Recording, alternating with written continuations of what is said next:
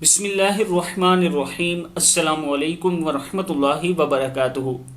عابد راجہ channel کی طرف سے آج میں اپنے دوستوں کو رسول اللہ صلی اللہ علیہ وآلہ وسلم کا ایک فرمان بتاؤں گا۔ حضرت ابو ہریرہ رضی اللہ تعالیٰ عنہ فرماتے ہیں، جب بھی کوئی آدمی آپ صلی اللہ علیہ وآلہ وسلم کا ہاتھ پکڑ لیتا تو آپ صلی اللہ علیہ وآلہ وسلم اس کا ہاتھ نہ چھوڑتے، وہی آپ کا ہاتھ چھوڑتا، اور نہ کبھی آپ صلی اللہ علیہ وآلہ وسلم اپنے گھٹنے کے پاس بیٹھنے والے کے سامنے پھیلے ہوئے دکھائی دیتے، اور جب بھی آپ صلی اللہ علیہ وآلہ وسلم سے کوئی مصافحہ کرتا تو آپ صلی اللہ علیہ وآلہ وسلم پوری طرح اس کی طرف متوجہ ہوتے اور اس وقت تک دوسری طرف نہ دیکھتے یا نہ متوجہ ہوتے جب تک وہ اپنی بات سے فارغ نہ ہو لیتا۔ کتاب کا حوالہ یہ نیچے موجود ہے، آپ دیکھ سکتے ہیں۔